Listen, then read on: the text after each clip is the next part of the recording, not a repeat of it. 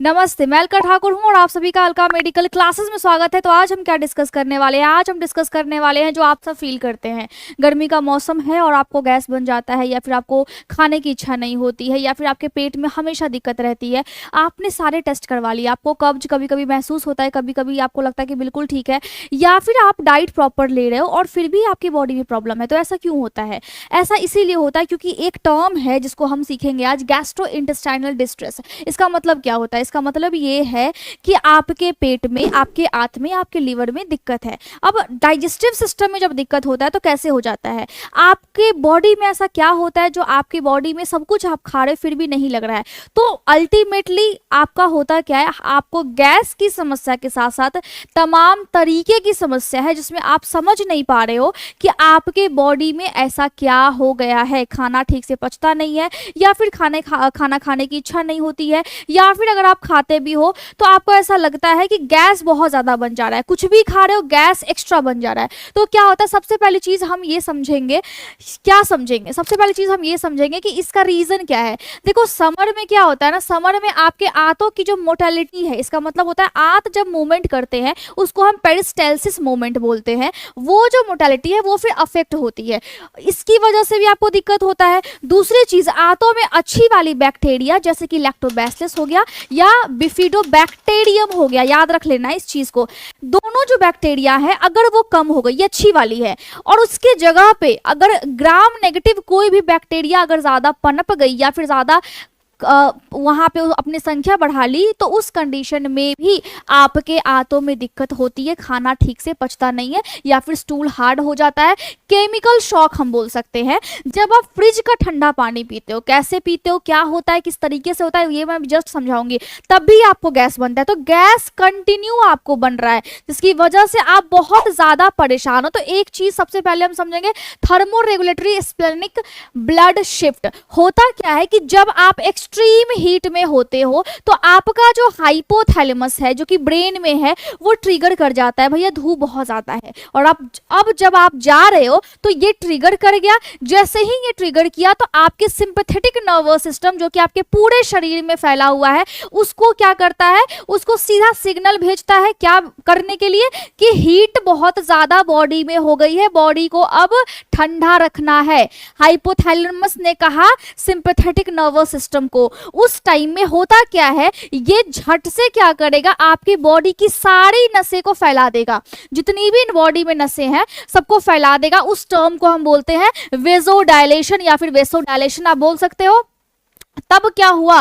तब आपके अंदर से जो ब्लड है वो बाहर की तरफ शिफ्ट होने लगा, स्किन की तरफ, यानी पेरिफेरल क्यूटेनियस, मतलब क्या होता है? स्किन होता है, जिसकी वजह से क्या होता है? पसीना निकलने लगता है। तो ये पूरा सिस्टम आपकी बॉडी में हो रहा है। इसीलिए जब आप ज्यादा गर्मी में भी रहते हो तो भी अगर आप कुछ खाओ ना खाओ या फिर हेल्दी खाना ही खा रहे हो तो भी आपको गैस की समस्या हो सकती है। तो गर्मी एक रीजन है गैस बनने की, मतलब बॉडी में इन्वायरमेंट की वजह से चेंजेस आ रहे हैं। तो ये सबसे पहला रीजन है। अगर आपको गैस लगातार बन रहा है और आपकी डाइट अच्छी है तो ये रीजन भी हो सकता है, शायद आपको किसी ने अभी तक बताया नहीं होगा। ठीक है, ये साइंटिफिक तरीका है मुझे समझाने का, तो आप समझ लो। स्प्लेनिक हाइपोपरफ्यूजन, इसका मतलब ये होता है कि आपका पेट, आपकी आंत और आपका लीवर जो है वो बहुत ज्यादा किस चीज से ग्रसित है, किस चीज को फेस कर रहा है कि उसको ऑक्सीजन वाली ब्लड नहीं मिल पा रही है।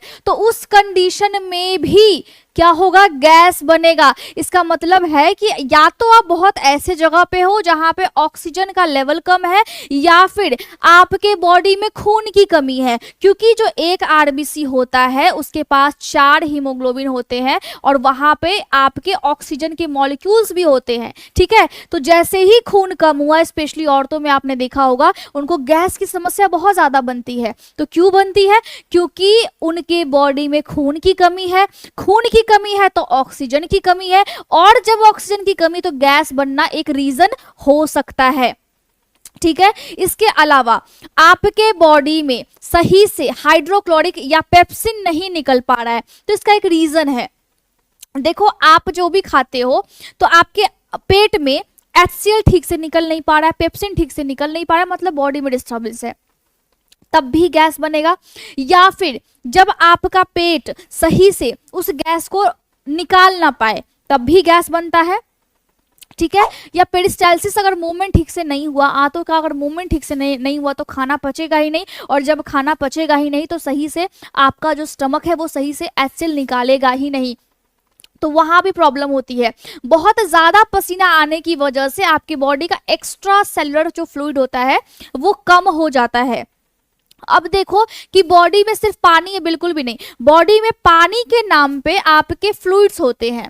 ये आपके सेल्स के, अगर ये एक सेल है, पूरी बॉडी सेल से बनी हुई है, ठीक है। अगर ये एक सेल है तो सेल के अंदर में भी आपका फ्लूइड है और सेल के बाहर में भी फ्लूइड होता है, उसी को हम बोलते हैं एक्स्ट्रा सेलुलर, मतलब सेल के बाहर है, अंदर में होगा तो इंट्रा सेलुलर, ठीक है। अब देखो कि जब शरीर में पानी की कमी हुई तो उस टाइम में आपका बॉडी में एक चीज एक्टिव हो जाता है। ये बहुत लंबा टॉपिक है लेकिन एक चीज एक्टिव होता है, रेनिन एंजियोटेंसिन एल्डोस्टेरोन सिस्टम, ठीक है। तो ये जैसे ही एक्टिव होगा तो और आपका एंटी डायूरेटिक हार्मोन एक्टिव हो जाएगा, मतलब शरीर को ये पता है कि अब शरीर में पानी कम है तो शरीर के बाहर पानी नहीं जाना चाहिए, ठीक है।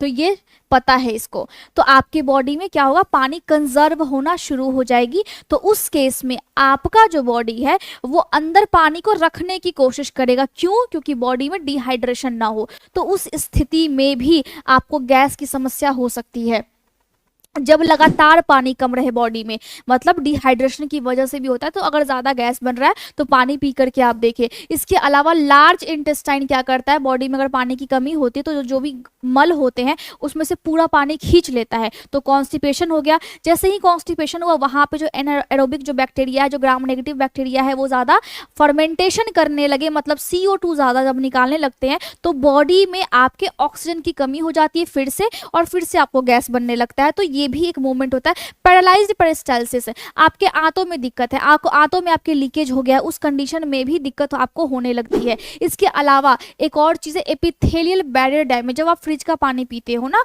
तो क्या होता है कि आपका जो गट है, पहली चीज़ तो ये कि जैसे ही गट में लीकेज हुआ, ठीक है, तो ऑक्सीजन की कमी हो गई। दूसरी चीज, आपका एक चीज हमेशा याद रखना है कि जैसे ही आप फ्रिज का पानी पीते हो तो आपका जो HCl है वो क्या होता है, वो अंदर के एसिडिक मीडियम होता है और थोड़ा सा गर्म होता है। आपका पेट अंदर से थोड़ा सा गर्म होता है, वहाँ का टेम्परेचर अलग होता है। तो वो जो टेम्परेचर में जो हेरफेर होता है उस कंडीशन की वजह से भी आपको गैस बनने लगता है। तो आप मटके का पानी का इस्तेमाल कीजिए। कैसे कैसे इस्तेमाल करना है मैं भी जस्ट आपको बता रही हूँ। इसके अलावा अगर आप देखते हो तो माइक्रोबियल पॉपुलेशन शिफ्ट जो मैंने आपको ऑलरेडी बता दिया है, जब आपकी बॉडी में ये सारी चीजें होंगी तो आपका इम्यून सिस्टम वीक हो जाएगा और गैस की समस्या लगातार बनते बनते बनते बनते आपके शरीर में कोई भी बैक्टीरिया अटैक कर सकती है, इन्फेक्शंस जल्दी से लग सकते हैं क्योंकि शरीर का जो इम्यून सिस्टम है वो फिर वीक हो गया है। इसके अलावा अगर आप ज्यादा मीठी चीजें खाते हो, जैसे कि अगर आपने बहुत ज्यादा जूस पी लिया, चीनी डाल करके आपने पी लिया, तो उस कंडीशन में भी आपको गैस की समस्या बहुत ज्यादा होगी। क्योंकि अगर अनएब्जॉर्ब्ड फ्रक्टोज अगर आप लोगे तो क्या होता है, ग्लूकोज होता है, फ्रक्टोज होता है मीठी चीज़ों में,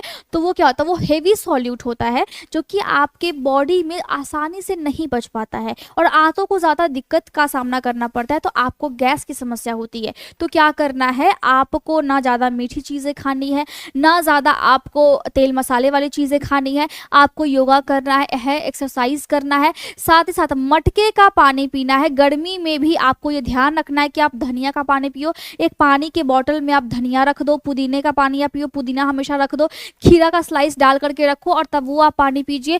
सिंपल पानी पीने से अच्छा है कि आप उसमें कुछ ना कुछ ठंडी चीज़ें डाल करके खाए कीजिए, दही का सेवन किया कीजिए, तो जा करके आपके बॉडी में सारी चीज़ें सही रहेंगी। जो बहुत ठंडा है या फिर जो बहुत ज़्यादा गर्म है, ऐसी चीज़ों का सेवन करने से बचे, जिनकी तासीर भी गर्म है, ऐसी चीज़ों का सेवन करने से बचे। तो मैं उम्मीद कर रही हूँ कि आज आप कुछ अनोखा चीज़ सीखे होंगे जिसमें आपने ये सीखा कि गैस अगर बनता है तो सिर्फ खान पान ही उसका एक रीज़न नहीं होता है, बहुत सारे ऐसे रीज़न होते हैं जो कि आपकी बॉडी को फिर बदल देते हैं और आपका बॉडी ही आपके खिलाफ कुछ चीज़ें निकालने लगता है। ठीक है, ऑक्सीजन की कमी होने का मतलब होता है सिंपली ब्लड की कमी होना। तो अगर किसी पेशेंट को या फिर आपके शरीर के अंदर में खून की कमी है तो आप कीवी खाइए, आप अनार खाइए, आप चुकंदर खाइए, इन सब चीज़ों का सेवन कीजिए ताकि ब्लड की कमी ना हो। ब्लड की कमी होने से भी आपको आपको गैस बनने लगता है और बहुत सारी चीज़ें होने लगती है। और एक और रीज़न है, अगर आप ज़्यादा स्ट्रेस लेते हो, कॉर्टिसोल हार्मोन अगर बॉडी में लगातार निकलता है,